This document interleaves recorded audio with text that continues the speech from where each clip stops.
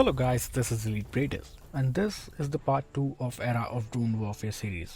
Part 1 में मैंने आपको बताया था ड्रोन वॉरफेयर की बेसिक हिस्ट्री और इंडियन आर्म्ड फोर्सेस में ड्रोन्स का स्टेटस। इंडिया ड्रोन्स के मामले में बैकफुट पर खेल रहा था। रिसेंट टाइम्स के डेवलपमेंट को देख के ये लगता है कि शायद इंडिया इस सिनेरियो में वर्ल्ड लीडर भी बन सकता है। इंडिया इस फील्ड में कुछ नए वेपन इंट्रोड्यूस कर चुका है जो डेवलपमेंट फेज में है। इंडिया ने अपनी डॉक्ट्रिन्स को इन वेपन्स के सिस्टम अकॉर्डिंगली शेप करना स्टार्ट कर दिया है। तब शायद इस बात पे बहुत ज़्यादा ध्यान नहीं दिया गया, पर 2019 के 2 साल पहले ही हाल ने वो चीज़ टेस्ट कर ली थी, जैसे तेजस की ऑपरेशनल पॉसिबिलिटीज़ ना केवल बढ़ने वाली थी बट तेजस को जो कि ऑलरेडी एक बहुत फॉर्मेडेबल प्लेटफॉर्म है उसे और भी घातक बनाने वाली थी। ये चीज़ होने वाली थी हाल का कैट्स प्रोजेक्ट। हाल ने कैट्स के डेमोन्स्ट्रेशन सीनियर ऑफिशियल को दिया था इन 2017 और उससे लोग काफ़ी इंप्रेस हुए थे। फिर एरो इंडिया 2021 में हाल ने कैट्स और उसके कंपोनेंट्स को शोकेस किया। कैट्स मतलब कॉम्बैट एयर टीमिंग सिस्टम। नाम से साफ है ये एक टीम है जिसका लीडर है तेजस। तेजस एज अ मदरशिप बहुत सारे अनमैन्ड कॉम्बैट सिस्टम को कंट्रोल कर सकता है, जिस प्रोग्राम को बोलते हैं mothership for air teaming exploitation या फिर मैक्स। कैट मैक्स के 4 मेन कंपोनेंट हैं: CAT Hunter, CAT Alpha, CAT Infinity और कैट वॉरियर। कैट हंटर एक ALCM की तरह लगती है, एक एरियल लॉन्च क्रूज मिसाइल।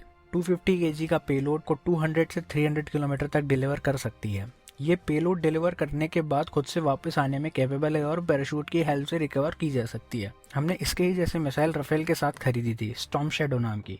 आप उसकी डिटेल आई बटन में आ रहे हैं राफेल के वीडियो में देख सकते हैं। दुनिया में ऐसी कई मिसाइल हैं बट अपने टारगेट पे पेलोड डिलीवर करने के बाद वापस आने की कैपेबिलिटीज़ बहुत कम मिसाइल्स में है।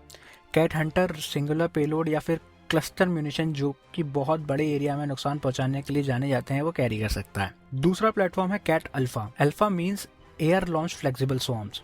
ये फोल्डेड विंग स्वॉर्म ड्रोन्स का एक ग्रुप है जो दुश्मन के रडार, सैम मिसाइल्स और ग्राउंड पे खड़े एयरक्राफ्ट को टारगेट करने के लिए बनाया गया है। इनकी रेंज 100 किलोमीटर है और ये छोटे छोटे ड्रोन्स 5 to 8 kg का वॉरहेड 100 किलोमीटर पर आवर की स्पीड से टारगेट तक पहुंचा सकते हैं।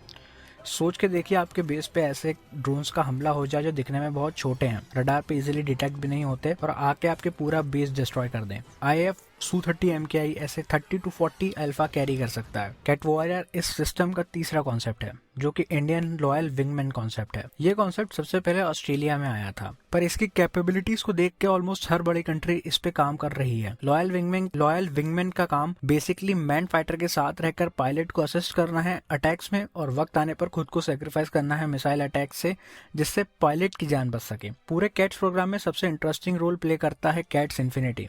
इन्फिनिटी एक ड्रोन है जिसका विंग स्पैन 50 फीट तक फैला होगा और जो 70,000 फीट की ऊंचाई पे उड़ान भरेगा। इन्फिनिटी को एक हाई एल्टीट्यूड सूडो सैटेलाइट या फिर हैप्स भी कहा जा सकता है। इसका काम पूरे कैट सिस्टम को रियल टाइम कम्युनिकेशन और इमेजिनरी प्रोवाइड करता है। एक बार हवा में जाने के बाद इन्फिनिटी 3 महीने तक हवा में रह सकता है। इसको चलाते हैं बहुत लाइट वेट इलेक्ट्रिक मोटर्स जो अपनी पावर सोलर एनर्जी से लेते हैं।